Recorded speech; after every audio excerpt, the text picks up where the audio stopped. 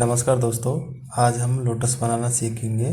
Total हमने इसमें 2 towels use किए हैं। हाउसकीपिंग एंड डेकोरेशन के रिलेटेड आपको अगर नॉलेज चाहिए तो मेरे चैनल को सब्सक्राइब करें और मेरे चैनल पर विजिट करके भी आप वीडियो देख सकते हैं।